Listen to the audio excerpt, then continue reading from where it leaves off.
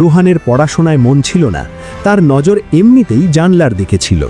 বিজয়কে দেখেই তার মুখে এক শয়তানি হাসি ফুটে উঠল।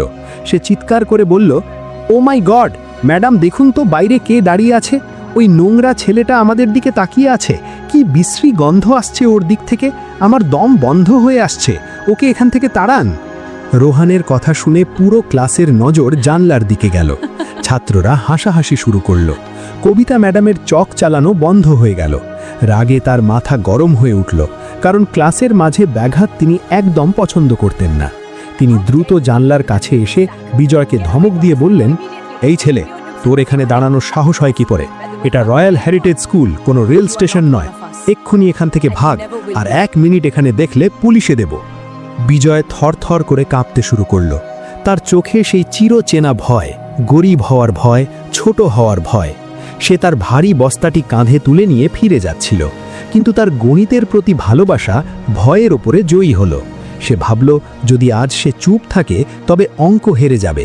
সে পেছন ফিরে কাঁপতে কাঁপতে পরিষ্কার গলায় বলল, ক্ষমা করবেন ম্যাডাম, আমি কেবল দেখছিলাম, আমার কিছু চাই না। কিন্তু ম্যাডাম, ওই চতুর্থ লাইনটা ভুল, বইয়ে ওই ফর্মুলাটা ভুল ছাপা আছে। ওভাবে করলে উত্তর কোনো দিন শূন্য আসবে না। পুরো ক্লাসে এমন স্তব্ধতা নেমে এলো যেন সবার বাকশক্তি হারিয়ে গেছে।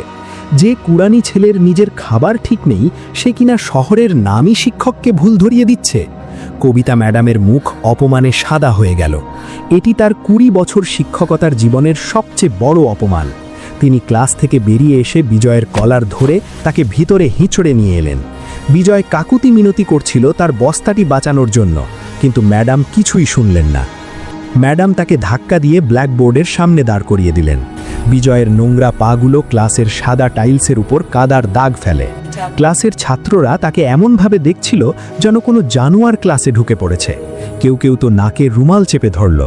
কবিতা ম্যাডাম বিজয়ের চোখের দিকে তাকিয়ে রাগে কাঁপতে কাঁপতে বললেন, তোর মতো এক অশিক্ষিত জাহিল আমাকে শেখাবে? তুই জানিস আমি কে? আমি গোল্ড মেডালিস্ট। 20 বছর ধরে অঙ্ক পড়াচ্ছি আমি, আর এই অঙ্ক 15 বছর ধরে বইয়ে আছে। বড় বড় বিদেশি লেখকরা এটা লিখেছেন। আর তুই যে আবর্জনায় খাবার খুঁজিস, তুই বলছিস সেটা ভুল? তোর যোগ্যতা কি? পেছন থেকে রোহান উপহাস করে বলল, ম্যাম, ও নিশ্চয়ই 2+2ও জানে না। ওর সাথে মজা নেওয়া যাক, ওকে সমাধান করতে দিন। কবিতা ম্যাডাম টেবিল থেকে একটা চক তুলে বিজয়ের দিকে ছুঁড়ে মারলেন। ধর চক, যদি অতই জানিস তবে ঠিক করে দেখা, কিন্তু মনে রাখিস, যদি ভুল করিস তবে তোকে এমন মার খাওয়াবো যে নিজের পায়ে হেঁটে বাড়ি ফিরতে পারবি না, আর তোর এই বস্তাটাও জ্বালিয়ে দেব। কর সমাধান। বিজয়ের শ্বাসকষ্ট হচ্ছিল, বুক ধরফর করছিল। সবাই তার দিকে ঘৃণা আর উপহাসের দৃষ্টিতে তাকিয়েছিল। সে নিচু হয়ে কাঁপতে কাঁপতে হাতে চকটি কুড়িয়ে নিল। চকটি হাতে নিতেই তার মা সাবিত্রীর কথা মনে পড়ল। মা অন্যের এঁটো বাসন মাজতেন, কিন্তু রাতে মোমবাতির আলোতে বিজয়কে অঙ্ক শেখাতেন। মায়ের কথাগুলো তার কানে বাজতে লাগল। বিজয়, দুনিয়া মানুষের পোশাক দেখে, কিন্তু ভগবান তার নিয়ত দেখেন। অঙ্ক কখনো মিথ্যে বলে না, এটা বড় লোকের সম্পত্তি নয়।